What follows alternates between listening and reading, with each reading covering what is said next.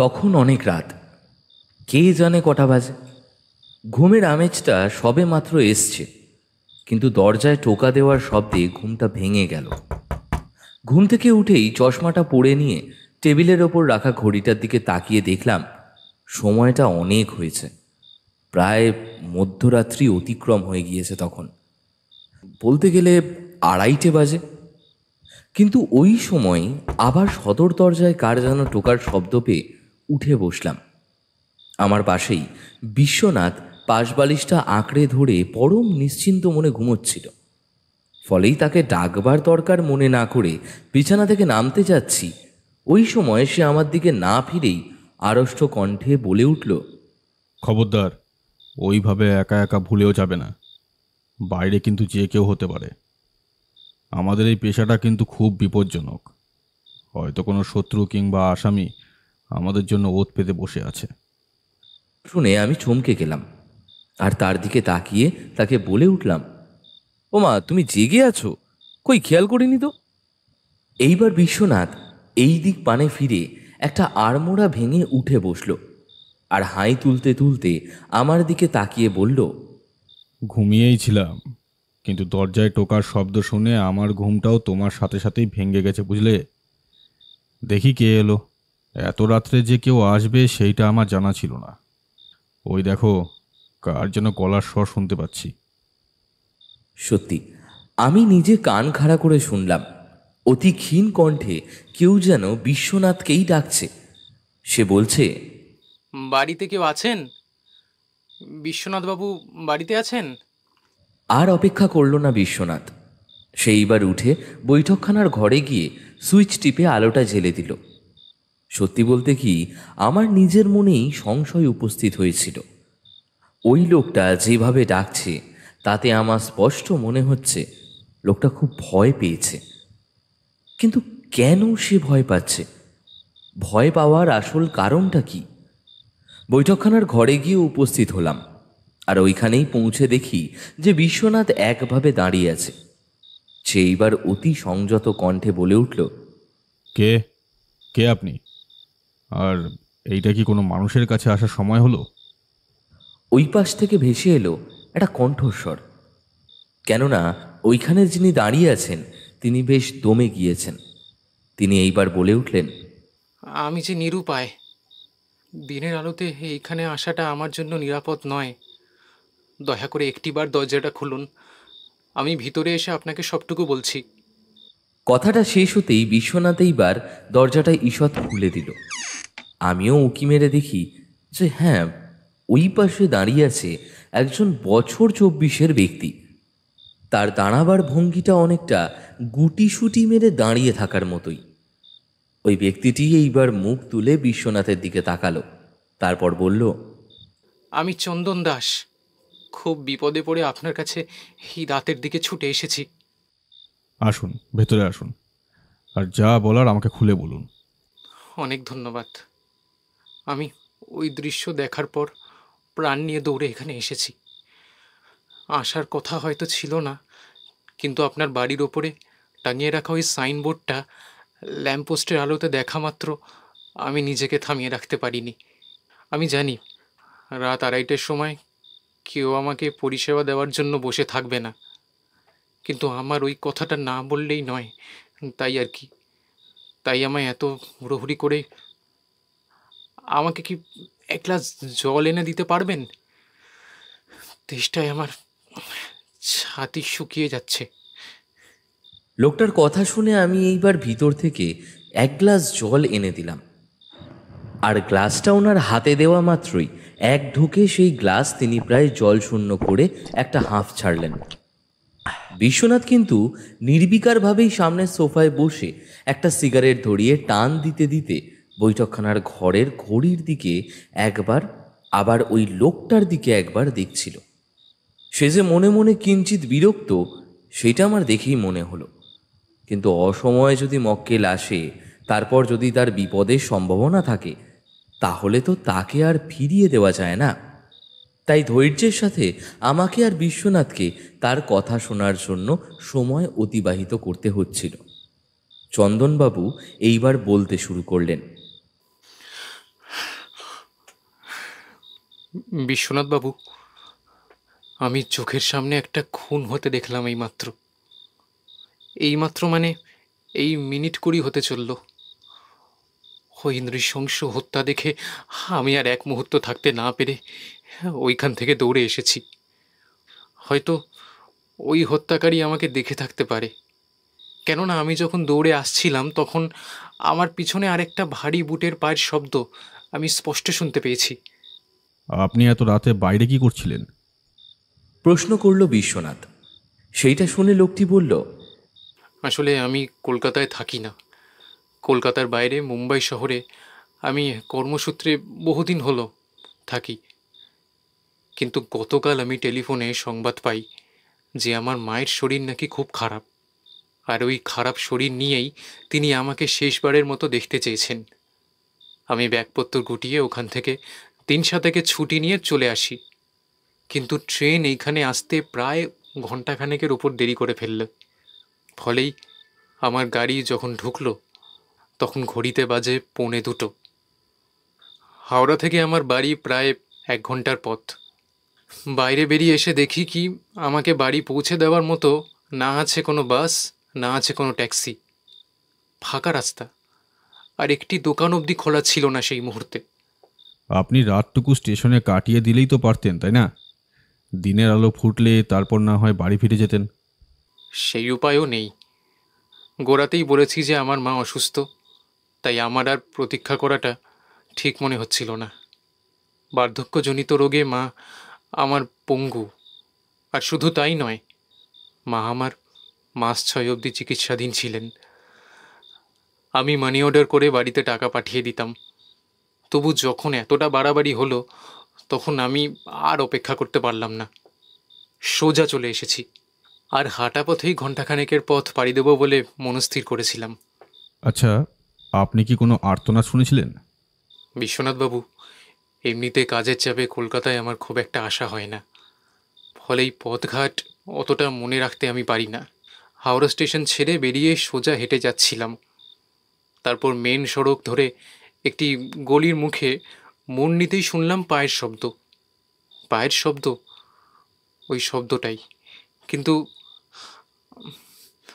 আমার সামনে খানিকটা দূরে থেকেই আসছিল। গাঢ় অন্ধকারে পথঘাট একেই ঢাকা ছিল, আর ওই অন্ধকারের মধ্যে আমি শুনতে পাচ্ছিলাম একটা বুট জুতোর শব্দ। কেউ যেন অতি সন্তর্পণে সামনের দিকে হেঁটে যাচ্ছে। কিন্তু তারপরেই ওই অন্ধকার গলির মধ্যে দিয়ে আমি শুনলাম একটা মেয়েলি কণ্ঠের মর্মান্তিক আওয়াজ। শব্দটা শুনে যে কেউ মনে করতেই পারে যে কেউ গলা টিপে ধরেছে কিংবা সাংঘাতিকভাবে প্রহার করেছে। আমার বুকটা ওই শব্দ শুনে ধড়াস করে উঠেছিল, কিন্তু ওই শব্দটা হওয়ার পরেই প্রায় সাথে সাথে থেমে গেল। ঠিক মনে হলো কেউ ওই মেয়েটার মুখ চেপে ধরে শব্দটা থামিয়ে দিল। আপনি কি ওই গলির মধ্যে ঢুকেছিলেন? ওই শব্দটা গলির বাইরে থেকেই আমার কানে এসে প্রবেশ করছিল। তবে একবার আমার কৌতূহল হয়েছিল, তাই আমি ওই গলির মধ্যে ঢুকে দেখার চেষ্টা করেছিলাম যে কোত্থেকে শব্দটা আসছে। আর খানিকটা ঢুকেই আমি যা দেখতে পেলাম এইবার সেইটা আপনাকে বলছি। দেখলাম ওই মক্কেলের চোখে মুখে পুনরায় আতঙ্কের সঞ্চার হলো। সে ঢোক গিলল বার কয়েক, তারপর মাথা নত করে বলে উঠল, গলির মধ্যে ঢুকেই আমি দেখি অসংখ্য ছোট ছোট খুপড়ির মতো ঘর। চলার পথ প্রায় সংকীর্ণ, জানলা দরজা সবকিছুই বন্ধ, কিন্তু খানিক পরেই একটা ঘর থেকে দরজার ছিটকিনি খোলার শব্দ পেলাম। আর ওই শব্দ পেয়েই আমি লুকিয়ে পড়লাম অন্ধকারে। আর দেখলাম যে কে একজন বেরিয়ে আসছে আর আড়ষ্ট কণ্ঠে কি সব বলছিল। সে যে নেশায় বুথ, সেইটা আমার মনে হয়েছে তার কথা শুনেই। তার সাথে কিছু ছিল নাকি? হাতে কোনো অস্ত্র দেখেছেন? না, তেমন কিছু দেখিনি। কি করে দেখবো বলুন তো? একেই অন্ধকার, তারপর ভালোভাবে কিছুই দেখা যাচ্ছে না। সেই দরজাটা ভেজিয়ে দিয়ে ওইখান থেকে কিছুটা দূরে চলে যেতেই আমি সাহস করে ওই ঘরটার কাছে গেলাম। আর দরজাটার ঈষৎ ফাঁক করে দেখলাম যে একটা মেয়ে বিছানায় শুয়ে আছে, চিত হয়ে। দুই হাত দুই পাশে ছড়িয়ে শুয়ে আছে। ঘরের ভিতরে একটা মাটির প্রদীপ জ্বলছিল। ওই প্রদীপের ক্ষীণ আলো ওর মুখে এসে পড়ছিল। এইভাবেই ওই মেয়েটিকে আমি দেখছিলাম। ঘরটা খুবই ছোট, আর ওই ঘরের মধ্যে আসবাবপত্র বলতে শুধু একটা সিন্দুক আর একটা খাটিয়া। দেওয়ালে বেশ কিছু ঠাকুর দেবতার ছবি আর একটা আলনা। এর থেকে বেশি কিছু নেই। আর ঘরটার সব দিকে আলো অবধি পড়েনি। আমি হয়তো আরো কিছু দেখার প্রয়াস করতাম, কিন্তু ওই সময় ঘটে গেল কাণ্ডটা। কোত্থেকে কার পায়ের শব্দ ভেসে আসছিল। আমি ভেবেছিলাম হয়তো এখানে যে খুন হয়েছে সেই খবরটা থানায় পৌঁছে গেছে, ফলে আর এখানে দাঁড়াবার সাহস করলাম না। আমি খুব সন্তর্পণে ধীরে ধীরে ওই বাড়ি থেকে বেরোতে গিয়ে দরজার কড়ায় হাত লেগে একটা উৎকট শব্দ হলো। আর যার ফলেই ওই শব্দ শুনে সামনের থেকে আসা লোকটা আমার দিকে আরেকটু বেগে এগিয়ে এলো। কে ছিল ওই লোকটা? দেখতে পেয়েছিলেন? না বিশ্বনাথ বাবু, সেইটা দেখতে না পেলেও এইটুকু বুঝতে পেরেছিলাম যে ওই লোকটা আর কেউ নয়, সেই লোকটাই আবার এইখানে আসছে, যে কিনা এখানে খানিক আগেই ঢুকেছিল। আমার দিকে তাকিয়ে সে এইবার আমাকে ধরার জন্য আমার পিছনে ছুটে এলো, কিন্তু আমি ওখান থেকে প্রাণ নিয়ে দৌড়তে শুরু করলাম। আর বলাই বাহুল্য, গলি থেকে সড়কে পৌঁছে টানা দৌড়ে এখানে এসে আপনার শরণাপন্ন হয়েছি। হয়তো ওই ব্যক্তিটি আমাকে মেরেই ফেলবে। আমাকে আপনি বাঁচান। এমনও হতে পারে যে যে খুন করেছে সেই ব্যক্তিটি আমার নামে দোষ দিতে পারে যে আমি আসল খুনি। এ কি ফ্যাসাদে পড়লাম আমি। আপনি শুনেছি গোয়েন্দা, আপনি আমাকে একটা উপায় বাতলে দিন যে কি করা যায় এই মুহূর্তে। বাইরে বেরোতে বিশেষ সাহস হচ্ছে না আমার। দেখুন, যদি আপনি ওই খুনটা দেখেই থাকেন তাহলে আপনার প্রথমে উচিত হবে ওই খুনটা কোথায় হয়েছে সেইটা আমাকে একবার দেখিয়ে দেওয়া। আচ্ছা, ওই মুহূর্তে আপনি লোকাল থানায় যাননি কেন, সোজা আমার কাছে আসার আগে? আমি সাহস করে যেতে ভয় পাচ্ছিলাম বিশ্বনাথ বাবু। আপনি তো জানেন পুলিশের কর্মচারী খুব সন্দেহপ্রবণ হয়। আমাকে যদি জিজ্ঞেস করে যে আমি কোন কারণে ওখানে গিয়েছিলাম, তাহলে আমি কি উত্তর দিতাম বলুন? হয়তো আসল খুনিকে ছেড়ে দিয়ে আমাকে ওই খুনির তকমা দিয়ে দিতে পারত। তাই আমার সিদ্ধান্ত নিলাম যে আপনার কাছেই আসা যাক। আপনি যে গোয়েন্দা সেইটা আমি আপনার বাড়ির মাথায় ওই সাইনবোর্ডটা দেখেই জেনেছি। দয়া করে আপনি আমাকে এই বিপদ থেকে উদ্ধার করুন। আপনি আমাকে যখন যে সময় ডাকবেন আমি সেই সময় আপনার কাছে এসে হাজির হতে পারবো। ঠিক আছে, সে নিয়ে কিছু ভাববার দরকার নেই। আপনি বরং কালকে আসুন। আর হ্যাঁ, কালকে সকালের দিকেই আসুন। আর আমি আপনার সাথে ওই জায়গাটায় একবার যাব। গিয়ে ওই খুনের কিনারা করার পাশাপাশি যদি পারি হত্যাকারী কে তাকে ধরে দেব। যদি আপনি সত্যি কথা বলে থাকেন আর যদি আপনার দ্বারা কোনো জঘন্য অপরাধমূলক কাজ না হয়, তাহলে আপনি নির্দোষ। কেউ আপনাকে কোনোভাবেই দোষী সাব্যস্ত করতে পারবে না। এইবার সামনে বসা ওই ব্যক্তিটি কাতর স্বরে জিজ্ঞেস করল, আমাকে দেখে কি আপনার খুনি বলে মনে হচ্ছে? হ্যাঁ বিশ্বনাথ বাবু? বিশ্বনাথ সিগারেটটা শেষ করে ছাইদানিতে গুঁজে রেখে মৃদু হেসে উত্তর দিল, দেখুন, আমাদের এই পথে আমরা কাউকেই সন্দেহের বাইরে রাখতে পারি না। আপনাকে আমি চিনি না, আপনার সম্বন্ধে না জেনে আমি আপনাকে কিছুই বলতে পারছি না। সন্দেহের তালিকায় রাখতেই হবে আপনাকে, যতক্ষণ না নিজে ব্যাপারটা তলিয়ে দেখে নিচ্ছি। কিছু মনে করবেন না।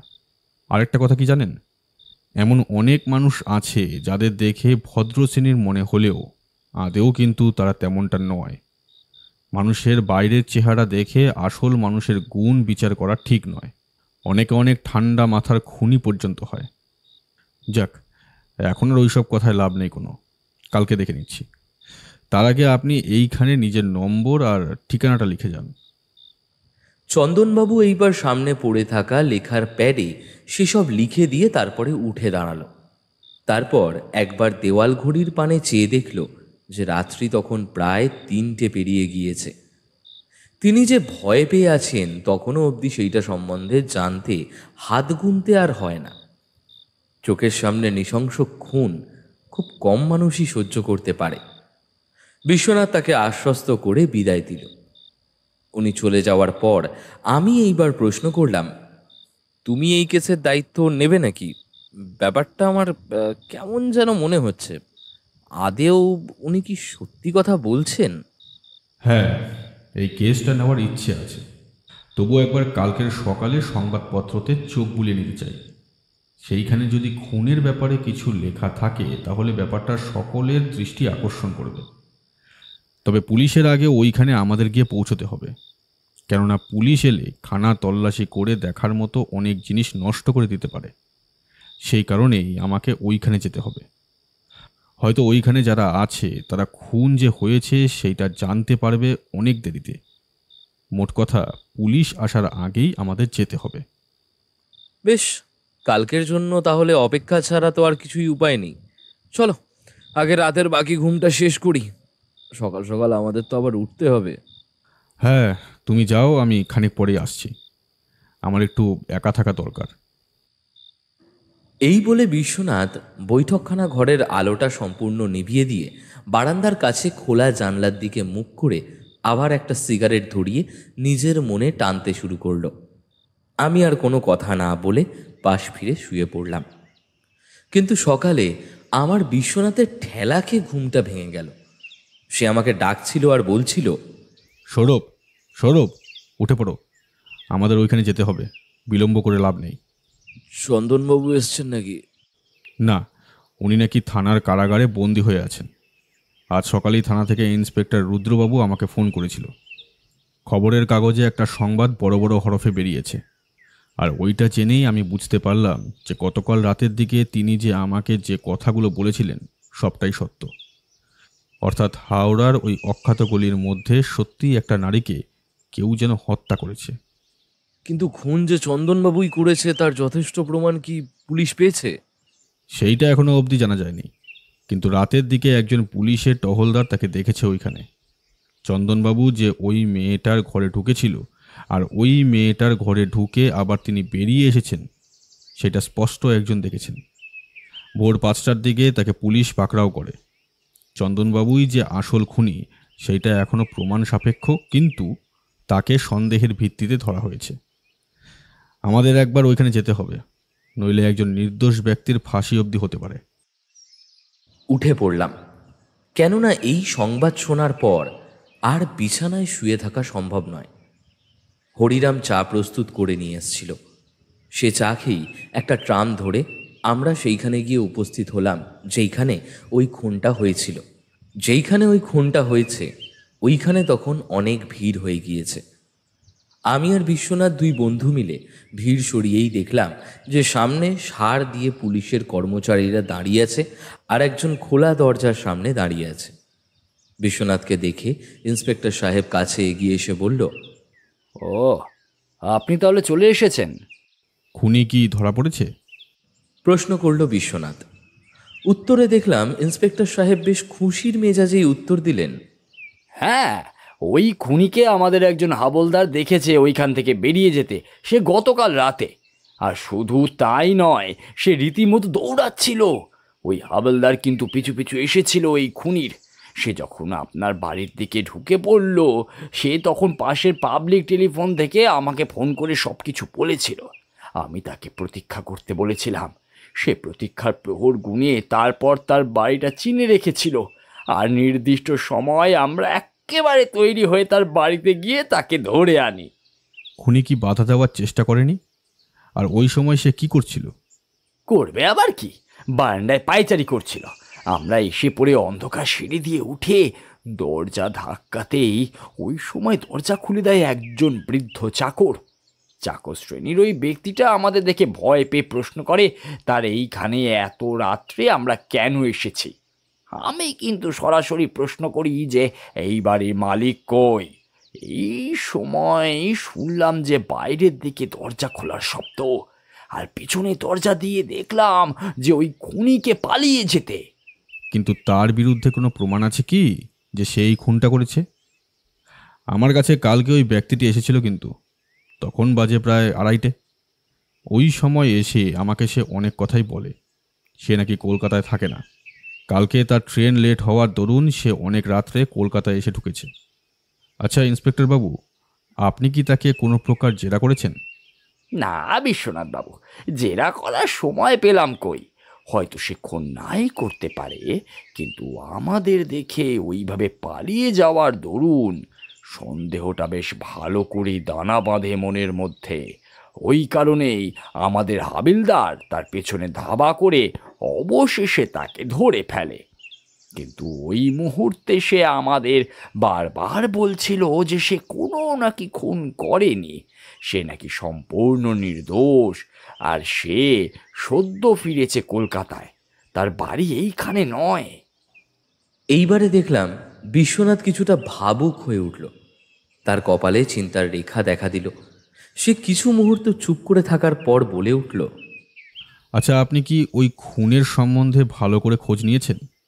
আমাকে একবার তাহলে তার সাথে দেখা করতে হবে, কারণ কালকে সে আমাকে যা যা বলেছে সেগুলো কিন্তু আপনার বলা একটি কথার সাথেও মিলছে না। খামোখা আমার বাড়িতে এসে সে কেন তার নামে একগাদা আজগুবি মিথ্যে কথা বলে বলুন তো? কোনো একটা জায়গায় খটকা আছে। আচ্ছা, এইখানে আপনাকে সন্ধানটা কে দিল যে খুন হয়েছে? সন্ধান আমাদের দলের ওই হাবিলদারের কাছ থেকেই পেয়েছিলাম। আপনার ওই হাবিলদারটা কি নিজের চোখে খুন করতে কাউকে দেখেছে? না, একেবারে খুন হতে দেখেনি ঠিকই, কিন্তু সে যাকে ওই ঘর থেকে বেরিয়ে আসতে দেখেছিল সে কিন্তু ওই লোকটাই যাকে আমরা সন্দেহের বশে গ্রেপ্তার করেছি। হাবিলদার নাকি অন্ধকারের মধ্যেও তার মুখ স্পষ্ট দেখেছিল। হাবিলদার হাওড়ার ওই অংশে টহলদারি করে। টহল দিতে দিতেই সে ওই গলির দিকে গিয়ে দেখতে পায় একটা ঘড়ির দরজা খোলা। সে নাকি প্রথমে নিজের হাত ঘড়িতে সময়টা দেখে নিয়েছিল, তারপর তার মনে সন্দেহ দানা বাঁধে। সে ভেবেছিল যে এত রাতে ওই বাড়ির দরজা খোলা কেন। প্রথমত আশেপাশের বাড়িগুলোতে তো কোনো লোক জেগে নেই, তাহলে কি অবৈধ কাজকর্ম হচ্ছে এই ভেবে সে ওইখানে প্রবেশ করে। প্রবেশ করে ওই বাড়ির দিকে পৌঁছেই প্রথমে লুকিয়ে থাকে, যাতে তাকে কেউ দেখতে না পায়। প্রথম দিকে ওই ঘরটার থেকে এত রাতে আলো বেরিয়ে আসার দরুন একবার কৌতূহল বশত উঁকি মেরে দেখেছিল, কিন্তু তারপরেই সে দেখতে পায় খোলা জানলার গড়ার থেকে ওই যে একজন মেয়ে শুয়ে আছে। তার শুয়ে থাকার ওই ভঙ্গিটা এখনো সমান আছে। এইখানে আসা স্তক কেউই আমরা এইখানে কোনো কিছুতেই হাত লাগাইনি। কিন্তু কথা শেষ করতে এইবার বিশ্বনাথ বলল, আপনি তো লাশ দেখেছেন, তাতে কি মনে হলো? খুনটা কিভাবে করা হয়েছে? ও, লাশ এখনো ময়নাতদন্তে পাঠানো হয়নি। আমি ভেবেছিলাম যে আপনাকে দেখিয়ে ওই লাশ হাসপাতালে পাঠানো যাবে, তবে দেহের মধ্যে কোনো অস্ত্রের আঘাত পাইনি, যেটা থেকে নির্ধারণ করা যেতে পারে যে খুনটা কিভাবে হয়েছে। আচ্ছা চলুন তো একবার ওই ঘরে গিয়ে লাশটা দেখে আসি। কাউকে কিছু জেরা করেছেন? না, এই তো সবে এলাম, এর মধ্যে প্রথমে এই ঘরে ঢুকে দেখলাম যে লাশটা পড়ে আছে। ঠিক আছে, চলুন আগে আমার সাথে ওই ঘরে। বিশ্বনাথ, থানার ইন্সপেক্টর আর আমি তিনজনে মিলে ওই ঘরে প্রবেশ করলাম। ঘরটার মধ্যে সত্যি দেখার মতো কিছুই নেই, একদম পায়রার খোপের মতোই একটা ঘর। ঘরের জিনিসপত্র অগোছালো, আর থাকার জায়গা বলতে একজনের মতোই থাকার জায়গা। একই স্বল্প আয়তনের ঘর। তারপর ওই ঘরে সেগুন কাঠের একটা চওড়া খাটিয়া ঘরের অর্ধেক দখল করে রেখেছে। প্রথমে ঘরটা অন্ধকার থাকার দরুন কিছুই দেখা যাচ্ছিল না, কিন্তু বিশ্বনাথ নিজের দেখার সুবিধার জন্য এইবার ঘরে প্রবেশের মুখে ডান দিকে যে জানলাটা আছে ওইটা খুলে দিল, আর দিনের আলো ঘরটাকে কিঞ্চিত আলোকিত করে তুলল। আমি কিন্তু প্রথমেই দেখতে পেয়েছিলাম ওই লাশটাকে। একটা বছর 30-32-এর মেয়ের মৃতদেহ পড়ে আছে। দেহে নেই কোনো সার, চোখের পাতাগুলো আধ খোলা আর মুখটা ঈষৎ হাঁ করে আছে। পরনের শাড়িটা দেখে মনে হচ্ছে বেশ দামি, আর দেহের দুই পাশে দুইটি হাত পড়ে আছে। হাতের মধ্যে থাকার মতো তেমন অলংকার নেই। এইবার বিশ্বনাথ কিঞ্চিৎ ঝুঁকে পড়ল, আর তার ভ্রুটি কুঁচকে গেল, আর সে বলল, দেখুন ইন্সপেক্টর বাবু, এই হাতটা ভালো করে দেখুন। এইখানে কিন্তু কিছু একটা গন্ডগোল বলে মনে হচ্ছে। ইন্সপেক্টর বাবু এইবার কাছে এগিয়ে এলেন আর বললেন, গন্ডগোল? কিসের গন্ডগোল বিশ্বনাথ বাবু? আছে। প্রথমে আমাকে একটা কথার জবাব দিন। আপনি কি আমার সাথেই প্রথমে মৃতদেহটা দেখলেন, নাকি এর আগেও দেখেছিলেন? এইখানে এসে একবার দেখেছিলাম, কিন্তু কেন বলুন তো? না, যতদূর মনে হয় হাতে কিছু ছিল না। কিন্তু ব্যাপারটা কি? তাহলে মনে হয় চোর কিংবা হত্যাকারী এই মহিলাকে হত্যা করার পাশাপাশি সব অলংকার খুলে নিয়ে চম্পট দিয়েছে। এইবার ইন্সপেক্টর বাবু বেশ অবাক হয়ে বলে উঠলেন, তাই যদি হয় তাহলে যাকে গ্রেপ্তার করলাম তার কাছ থেকে তো কিছুই পাইনি বিশ্বনাথ বাবু। শুধু তাই নয়, তার ঘর খানা তল্লাশি পর্যন্ত করেছি, কিন্তু কই অলংকার তো কিছু পাইনি। আপনার ওই গ্রেফতার হওয়া ওই ব্যক্তি হয়তো আসল খুনি নয়। আপনাদের কোথাও ভুল হতে পারে। হয়তো যে আসলেই খুন করেছে সে আপনাদের পৌঁছাবার আগেই চম্পট দিয়েছে। কিন্তু এখন জানা দরকার যে কেন ওই মেয়েটিকে অযথা খুন হতে হলো, আসল কারণ কি। কথাটা বলেই বিশ্বনাথ আবার ঘরের চারপাশটা দেখতে শুরু করল। সদর দরজা দিয়ে ঘরে ঢোকা ছাড়া আর দ্বিতীয় কোনো পথ এখানে নেই, কিন্তু তা সত্ত্বেও আলাদা কোনো পথ আছে কিনা সেইটাও দেখতে বাকি রাখল না সে। একদিকে কনস্টেবল, আর একদিকে আমরা যে যেমনভাবে পারলাম সেইভাবেই চেষ্টা করে দেখতে শুরু করলাম, কিন্তু না, তেমন ক্লু পাওয়া গেল না। এইবার বিশ্বনাথ পাশেই যে মস্ত সিন্দুকটা আছে ওইটার দিকে এগিয়ে গেল, আর ওই দিকে গিয়ে নিজের পকেট থেকে ছোট্ট একটা টর্চ বের করে তার গায়ে আলো ফেলে দেখতে শুরু করলো।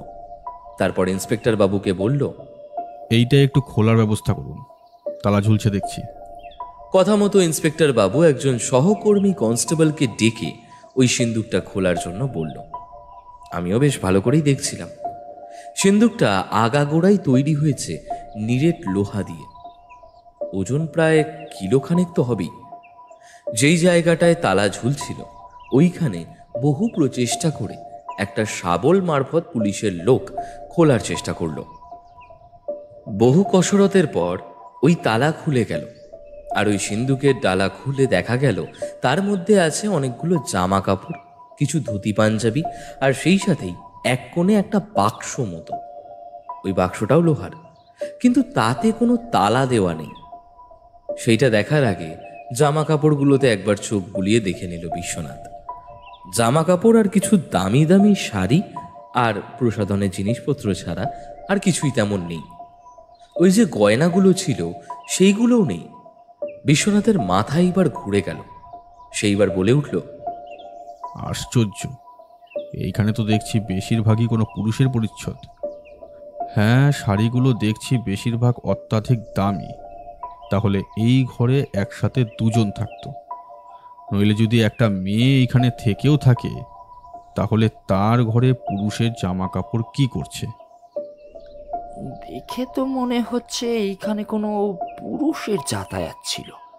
আর এই বাড়িটা সম্বন্ধে আমাদের একটু খোঁজ নেওয়ার দরকার আছে।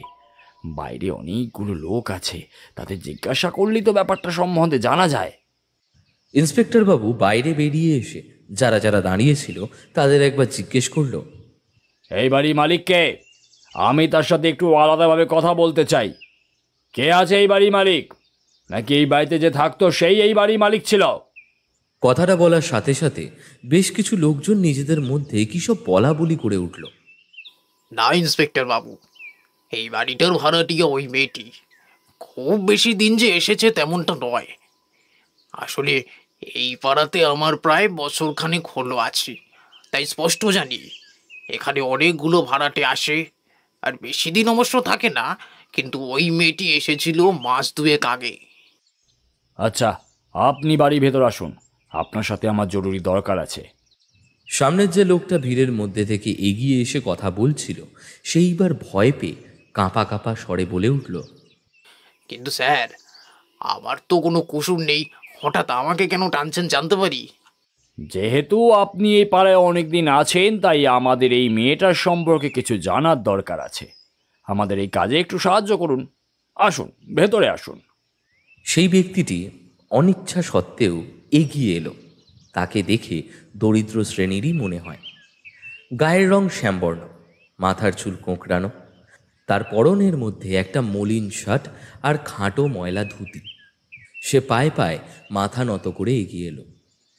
বিশ্বনাথ তখন এদিক ওদিক বেশ পুঙ্খানুপুঙ্খভাবে দেখছিল, কিন্তু বাইরে যা হচ্ছে সেগুলোর দিকে আমার প্রখর দৃষ্টি ছিল।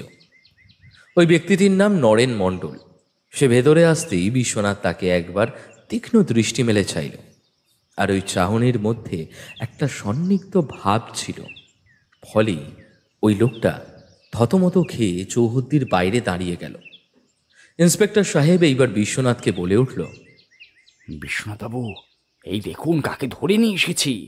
সমবেত লোকের মধ্যে এই ব্যক্তি হচ্ছে এই পাড়ার বহুদিনের বাসিন্দা। এই মেয়েটির সম্বন্ধে তার জানা আছে বিস্তর। এই যে আপনি দেখুন তো, বিছানায় শুয়ে থাকা এই মেয়েটাকে আপনি চিনতে পারছেন কিনা? লোকটা এইবার ভালো করে দেখল মেয়েটার আপাদমস্তক, আর ওই মেয়েটিকে দেখার পর সে সম্মতিসূচক ঘাড় হেলিয়ে বলল, হ্যাঁ, আমি ওই মেয়েটিকে দেখে চিনতে পারছি। একে আমাদের পাড়ার সকলে কুসুম বলেই ডাকতো। কিছুদিন আগে অবধি এর সাথে কথা হয়েছে। তা কি কথা হয়েছিল? কথা ঠিক তেমনভাবে হয়নি। আসলে সত্যি কথা বলতে গেলে কুসুম কিন্তু ভারী সজ্জন মহিলা ছিল। দেখা হলেই সে আমাদের খোঁজ খবর নিত। এমনকি কুসুমের হাতে বেশ কিছু পয়সাও ছিল। প্রতিদিন সে নতুন নতুন শাড়ি পরে বাইরে ওই বাবুটির সাথে মোটরে চড়ে বেরিয়ে আসতো। দেখতেই তো পারছেন যে আমাদের পাড়াটা গরিব। কুসুমের কাছে কেউ হাত পেতে কিছু চাইলে সে দুরুত্তি না করে তার সাধ্যমতো অনেক টাকা দিয়ে সাহায্য করত। কথাটা শুনে এইবার বিশ্বনাথ বেশ খানিকটা অবাক হয়ে গেল। তারপর বলল, কুসুমের সাথে যে বাবুটা আসতো সেই বাবুটিকে তুমি দেখেছিলে? লোকটা ইতস্তত করে এইবার বলে উঠল, আগে তার দেখা তো আমরা কেউ পাইনি। তবে হ্যাঁ, একটা গাড়ি সর্বদা এখানে এসে দাঁড়াতো, আর ওই গাড়িটা করে কুসুম দেবী চলে যেতেন। আবার ওই গাড়িটা করেই এখানে মাঝরাত্রিরে নামিয়ে দিয়ে যেত তাকে। আচ্ছা, এই যে বাবুটির কথা তুমি বলছো, সে কি কোনোদিন এইখানে কুসুমের সাথে? একবার শুধু বাড়ির ভেতর থেকে শুনতে পেয়েছিলাম। আর হ্যাঁ, সেই গুঞ্জনটা কলহের। আমরা পাড়া প্রতিবেশীরা এইটুকু বলতে পারি যে মাঝে মধ্যে নেশাগ্রস্ত আড়ষ্ট কণ্ঠ শুনতে পেয়েছি। এই মাসে বেশিরভাগ দিনই তো সেই কথাগুলো আমার কানে বেশি এসেছে।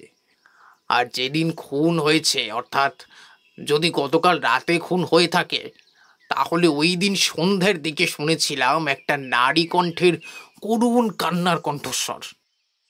এইবার বিশ্বনাথ সিন্দুকটার দিক থেকে এসে ওই ব্যক্তিটির কাছে এগিয়ে তার কাঁধে হাত রেখে বলল, আচ্ছা, কান্নার সময় ওই মহিলা কিছু কি বলেছিল? স্পষ্ট করে বলো। দেখো, তোমার জবানবন্দির ওপর অনেক কিছু নির্ভর করছে। লোকটা এইবার মাটিতে বসে পড়ল। সে ঘেমে উঠেছিল। সে এইবার ভয় পাওয়া গলায় বলে উঠল, বাবু, আমি এখানে সস্ত্রীক থাকি।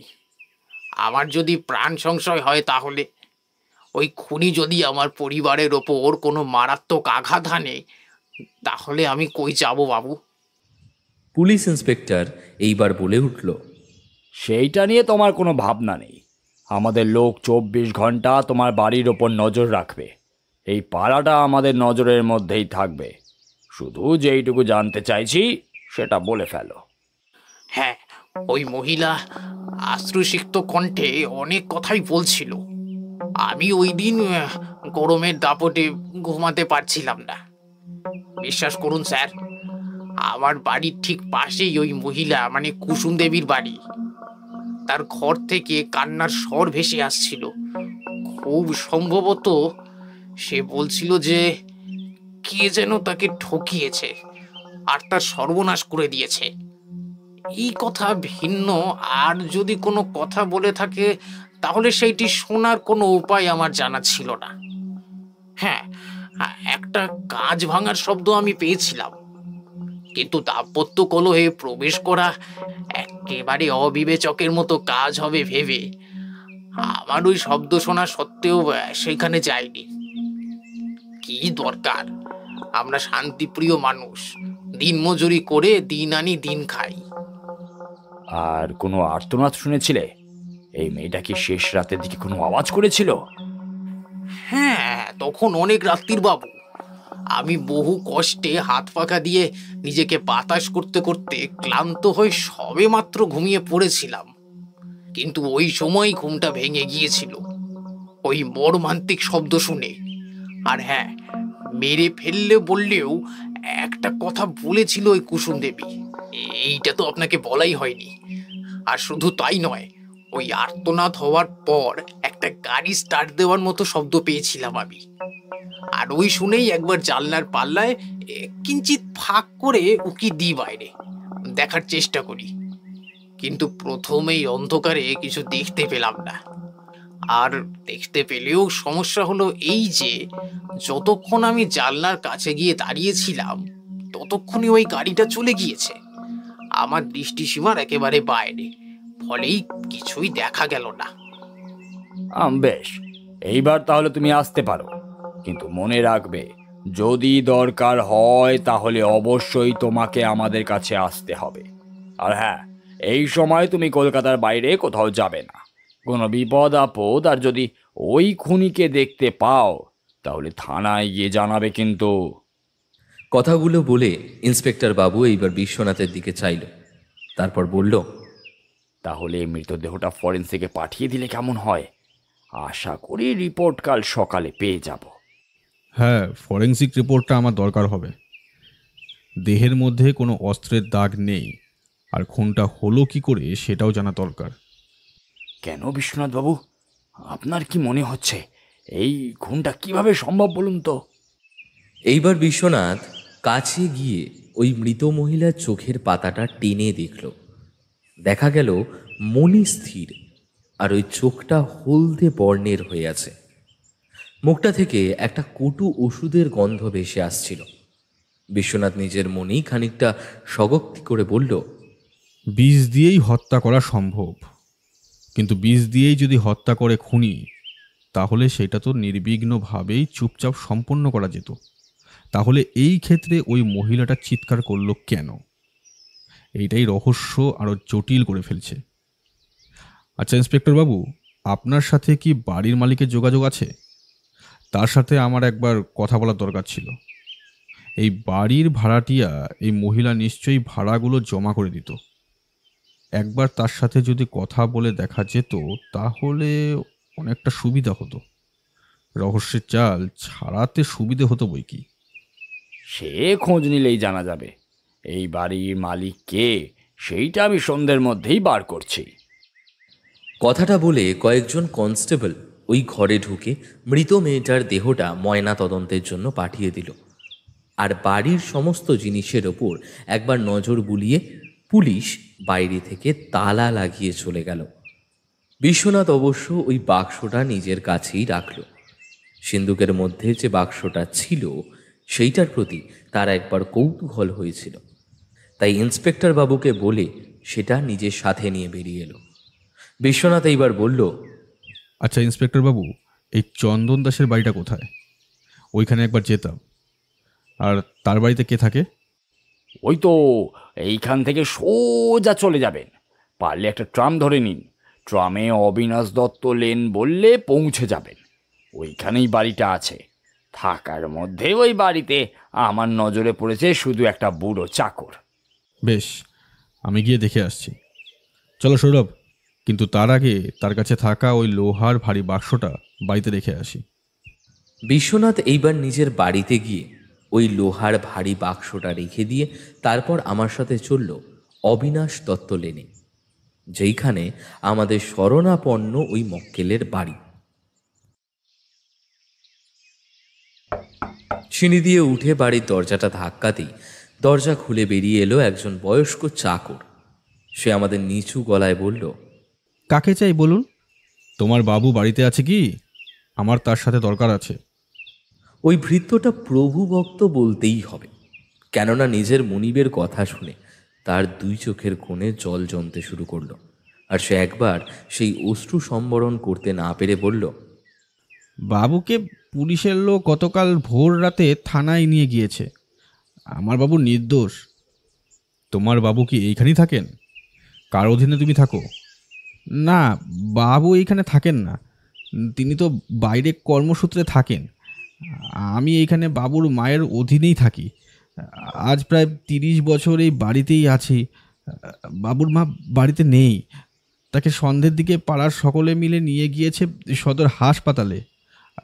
আমার বাবু কি আর ফিরে আসবে না? উনি একদম নির্দোষ। সে চেষ্টা করে দেখেছি আমি। আচ্ছা, তোমার বাবু যেই ঘরে থাকেন ওই ঘরে আমি একবার যেতে চাই। আমরা থানার লোক। বিনা বাক্য ব্যয়ে এইবার বিশ্বনাথকে পথ ছেড়ে দাঁড়ালো ওই ভৃত্য।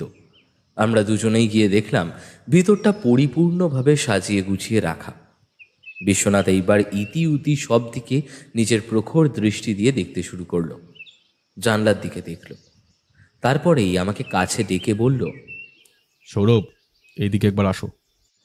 আমি তার কথা শুনে ওই দিকে এগিয়ে গিয়ে দেখলাম যে বিশ্বনাথ যেই দিকে ইঙ্গিত করছে সেই দিকে একটা দরজা আছে। দরজাটা খোলার পরই দেখা গেল নিচে একটা লোহার সিঁড়ি নেমে গেছে। ওই দিক দিয়ে নেমে গিয়ে কেউ যে গোপনে পালিয়ে যেতে পারে। আর জায়গাটা খুবই জঙ্গলাকীর্ণ, ফলেই অন্ধকারে কেউ যদি ওইখানে গাছের আড়ালে গা ঢাকা দিয়ে থাকে তাহলে কারুর পক্ষে তাকে ধরা খুবই শক্ত। আমাকে বিশ্বনাথ এইবার বলল, আমার মনে হয় পুলিশ এইখানে আসার কথা শুনেই চন্দনবাবু উপায় না পেয়ে খিড়কি দুয়ার দিয়ে পালিয়েছে। এবার পথটা দেখে নি ভালো করে, হয়তো দেখার মতো কিছু পেলেও পেতে পারি। আমি আর বিশ্বনাথ দুজনেই খালি পায়ে নেমে গেলাম ওই জঙ্গলাকীর্ণ জায়গায়। পদে পদে বিপদ, কারণ সাপ ক্ষোভ যদি থাকে তাহলে এক দংশনেই শেষ হয়ে যাব। বিশ্বনাথ সর্বদা নিজের পিস্তলটা সাথে করে রাখে। ওইটা সাথে করে নিয়েই আমার পাশে পাশে চলছিল। হঠাৎ করেই একটা জিনিসে আমার চোখ আটকে গেল। দেখলাম একটা জুতো। আমি বেশ অবাক হয়ে বিশ্বনাথকে ডেকে বললাম, এইখানে একবার এসো, ওই দেখো। সে আমার দিকে এগিয়ে এলো। আমার পায়ের দিকে পড়ে থাকা ওই জুতোটা দেখতে লাগলো। তারপর উবু হয়ে বসেই পাশে পড়ে থাকা একটা রুক্ষ ডাল নিয়ে ওই জুতোটা অতি সন্তর্পণে নাড়াঘাটা করতে শুরু করলো। জুতোটা বেশ দামি আর আমাদের দেশের প্রতিষ্ঠিত কোম্পানির জলছাপযুক্ত। এই জুতোটা কোত্থেকে এলো সেটা আমি নিজেই বুঝতে পারছিলাম না। বিশ্বনাথকে জিজ্ঞেস করতে সে বলল, হয়তো পালাতে গিয়ে কেউ হোঁচট খেয়ে পড়ে গিয়ে থাকবে। কিন্তু এই জুতো কি চন্দনবাবুর হতে পারে? তিনি এই রকম জুতো কিভাবে পরতে পারেন? তিনি তো বললে খুব একটা বড় লোক নন। একবার আমার সাথে এসো তো। বলেই বিশ্বনাথ চাকরকে কিছু না জানিয়েই ঘর থেকে বেরিয়ে গেল। আমি আর সে থানায় গিয়ে পৌঁছলাম। থানায় ইন্সপেক্টর সাহেব নিজের চেম্বারে বসে কাজকর্ম করছিলেন। আমাকে আর বিশ্বনাথকে দেখে উঠে বললেন, ব্যাপার কি? কিছু সূত্র পেলেন? সূত্র পাইনি বটে, কিন্তু আজকে আপনার কথা মতো আমার মক্কেলের বাড়িতে গিয়েছিলাম। সেইখানে অনুসন্ধান করতে গিয়েই জিনিসটা পেলাম। এইবার আপনার কোনো কর্মচারী যদি সেইটা তার পায়ের সাথে মাপ মিলিয়ে দেখে যে সত্য এই জুতো তার কিনা, তাহলে মনের থেকে একটা খটকা দূর হয়। বিশ্বনাথ ওই জুতোটা একবার কাপড় থেকে বের করলো আর সেটা রাখলো মাটিতে। একেবারে পালিশ করা নতুন জুতো, কিন্তু কার হতে পারে সেইটাই জানা নেই। একজন কর্মচারী আমাদের মক্কেল চন্দনবাবুকে ডেকে নিয়ে এলো। এই কয়েক ঘন্টা হাজতে থাকার ফলে ওই লোকটার চেহারা শ্রীহীন হয়ে পড়েছে। আমাদের দেখেই সে এইবার হাউমাউ করে কান্নাকাটি শুরু করে দিল। কিন্তু ইন্সপেক্টর বাবু রাগত স্বরে ধমক দিয়ে বলে উঠলেন, এই, কান্না থামিয়ে চুপচাপ এই জুতোর মধ্যে পা ঢোকা বলছি। চন্দনবাবু কান্না থামিয়ে চুপ করে এইবার তাই করল। কিন্তু আশ্চর্য এই যে ওই মাপটা তার পায়ের সাথে মিলল না। তাই দেখে বিশ্বনাথ এইবার বলে উঠল, আমার ধারণাই সম্পূর্ণ সত্য। আমার মক্কেলকে কেউ দোষী সাব্যস্ত করতে চাইছে। ঠিক আছে, ময়নাতদন্ত হলেই জানা যাবে সব কিছু। এখন ওই ব্যক্তিটির সন্ধান পেলে আমি আপনাকে জানাবো। বাড়ি ফিরে এসে আর এক সমস্যা হলো। বিশ্বনাথ একটা সিগারেট ধরিয়ে টান টান হয়ে নিজের আরাম কেদারায় বসে পড়ল। বলল, খুনটা যেই করে থাকুক সে কিন্তু বুদ্ধিমত্তার সাহায্যেই করেছে। আর বাগানের দিকে ওই জুতোটা পাওয়া গেল, সেইটা আমার মনে নতুন করে সন্দেহের বীজ বুনতে শুরু করেছে। প্রশ্ন করলাম, কেন, কি হয়েছে? ওই দিন চন্দনবাবুর বাড়িতে দুজন গিয়েছিল। যে আসল খুনি সে খুন করে গাড়ি নিয়ে চলে গেলেও পরে আবার পায়ে হেঁটে দেখতে এসেছিল যে ওই বাড়িতে তার পাতা ফাঁদে পা দিয়ে মেয়েটা আদেও খুন হয়েছে কিনা। আর ঠিক সেই মুহূর্তেই সে ওইখানে দেখে ফেলে চন্দনবাবুকে। চন্দনবাবুকে হাতের নাগালে পেলেও হত্যা করতেই পারত, কিন্তু তার আগেই চন্দনবাবু ওইখান থেকে পালিয়ে যায় পুলিশের ইশারা পেয়ে। আর তার পিছু পিছুই আড়ালে ধাবা করে ওই খুনি। সে মনে হয় আড়ালে উকি মারছিল চন্দনবাবুর দিকে, কেননা তার ইচ্ছে ছিল চন্দনবাবুকে ফাঁসিয়ে দিয়ে তারপর নিজে এই তল্লাট থেকে পালিয়ে যাবে। তুমি এত জোরের সাথে এই কথাগুলো কিভাবে বলতে পারছো? যথেষ্ট কারণ আছে। তুমি হয়তো জানলাটা লক্ষ্য করনি বলেই আমার কথা বুঝতে কষ্ট হচ্ছে। জানলার কাছে একটা তরল লেগেছিল। ওই তরলটা আসলে বিষ। জানলার কাছে কি দেখেছিলে একটা বাহারি গাছ বসানো ছিল? হ্যাঁ, ছিল। ওই গাছের একটা পাতায় পচন ধরেছিল, কেননা ওই বিষটা ওই গাছের পাতায় লেগেছিল। সম্পূর্ণ কাজটা শেষ করে যেতেই পারেননি। তাহলে চিন্তা করো, এমন বিষ যদি কোনোভাবে মানুষের শরীরে প্রবেশ করে তাহলে তার মৃত্যু হতে মাত্র কয়েক সেকেন্ড লাগতে পারে। তাহলে তুমি কি বলো যে মৃত্যুটা বিষক্রিয়া দ্বারাই হয়েছে? শুরু থেকেই তাই মনে হচ্ছিল, কিন্তু এইবার ওই অনুমান সত্য তখনই প্রমাণিত হবে যখন ওই পোস্টমর্টেম রিপোর্টটা হাতে পাবো। এইবার আর কোনো কথা না বলে বিশ্বনাথ ওই ভারী লোহার বাক্সটা নিয়ে ভেতরে ঢুকে গেল, আর আমাকে ঘণ্টাখানেকের জন্য তাকে বিরক্ত করতে নিষেধ করল। বিশ্বনাথ যখন বাইরে বেরিয়ে এলো তখন আমি একটা বই নিয়ে প্রায় অর্ধেকটা শেষ করে ফেলেছি। সেইবার আমার দিকে তাকিয়ে বলে উঠল, মোটিভটা ধরে ফেলেছি, বুঝলে সৌরভ? হাতের বইখানা মুড়ে রাখার পর অদ্ভুতভাবে তার দিকে তাকিয়ে বলে উঠলাম, বলছো কি? তুমি ওই ঘরে বসে এমন কি পড়লে যে খুনের মোটিভটা ধরতে পারলে? হ্যাঁ, তবে এখনই তোমাকে বলতে পারবো না। তবে খুনির নামটা আমি পেয়েছি। সে যদি কলকাতা ছেড়ে ইতিমধ্যে চলে গিয়ে না থাকে তাহলে আমি তাকে ধরতে পারবো, আর সেইটা আজকের রাতেই। কারণ সে একটা মস্ত ভুল করে বসে আছে। ওইটাই আমার সুযোগ হবে তাকে ধরা। বলে না, একটা কোনো অপরাধ নিখুঁত নয়। সবার আগে ওই প্রত্যক্ষদর্শীকে পরিত্রাণ দিতে হবে। কেন, ওই প্রত্যক্ষদর্শীর সাথে কি সম্বন্ধ? হ্যাঁ আছে। ওই ব্যক্তিই তো সব কিছু শুনেছিল। তাকে তো এই জায়গা থেকে সরিয়ে দিতে হবে, আর তার জায়গায় আমরা থাকবো তার বাড়িতে। বলো কি? তোমার এই কর্মকাণ্ড কখন হবে? আজকে ঠিক রাত্রি 12টা নাগাদ। কিন্তু তার আগে আমার কাছে তুমি দয়া করে আর কিছু জানতে চেও না। আমি একবার বেরোচ্ছি, ফিরতে দেরি হবে। তুমি আমার জন্য অপেক্ষা করো না, কেননা আমার জন্য অপেক্ষা করে লাভ নেই। আমি অনুসন্ধানমূলক কাজে একটু বেরোচ্ছি। এই বলে বিশ্বনাথ আমার উত্তরের জন্য প্রতীক্ষা না করে বেরিয়ে গেল। আমি ফ্যাল ফ্যাল করে তার দিকে চেয়ে রইলাম। আমি একবার তার ওই গুপ্ত কক্ষে গেলাম। আমার মনে কৌতূহলের উদ্বেগ হয়েছিল যে এমন কিসের সন্ধান পেল যে তার জন্য সে এত উত্তেজিত হয়ে পড়ল। সন্ধ্যের দিকে আমি একবার বেরিয়েছিলাম। হাঁটাহাঁটি করা আমার একটুকু অভ্যাস। ওই অভ্যাস অক্ষুণ্ণ রাখার দরুন আমি আর বিশ্বনাথ নিত্যদিনই যাই হাঁটাহাঁটি করতে। সন্ধে তখন ঘনিয়ে আসছে। আমি দেখলাম মাথার ঘাম মুছতে মুছতে আসছে বিশ্বনাথ। আমাকে বাইরে দাঁড়িয়ে থাকতে দেখে বলল, এ কি সৌরভ, তুমি এখানে দাঁড়িয়ে আছো যে? বাড়ি চলো, কথা আছে। কি ব্যাপার বলো তো? তখন থেকে ছোটাছুটি করছো, আমি কিছুই তো বুঝতে পারছি না। কোনো কথার উত্তর না দিয়ে এইবার বিশ্বনাথ বাড়ির দিকে গিয়ে তার কাজের লোককে বলল, আমাকে এক কাপ কড়া করে চা করে দাও তো। আর সৌরভ, আমি গিয়েছিলাম থানায়, অনেক কাজ করে এলাম। আসল খুনি যে চন্দনবাবু নন, তাকে যে ইচ্ছাকৃত করে ফাঁসানো হয়েছে সেইটাই প্রথমে ভেবেছিলাম। এইবার ওই পত্রগুলো অধ্যয়ন করার পর আমার ধারণা সত্য হলো যে মারা গিয়েছে, অর্থাৎ যাকে বিষ দিয়ে খুন করা হয়েছে, সেই মেয়েটা নিজের চিঠিতে প্রতিদিনের ঘটনা পুঙ্খানুপুঙ্খভাবে লিখে রাখত। আর তার ওই চিঠিগুলো আমি অধ্যয়ন করেই জেনেছিলাম যে তার সাথে এই কদিন নিত্য যার বাস ছিল তিনি বড় ধনকুবের একজন, নাম সব্যসাচী বিশ্বাস। তার ওষুধ নিয়ে বিরাট ব্যবসা আছে, কিন্তু এই ব্যাপারটা তার পেশার সাথে সম্পর্কিত নয়। ওই মহিলাটি ছিল তার প্রেয়সী।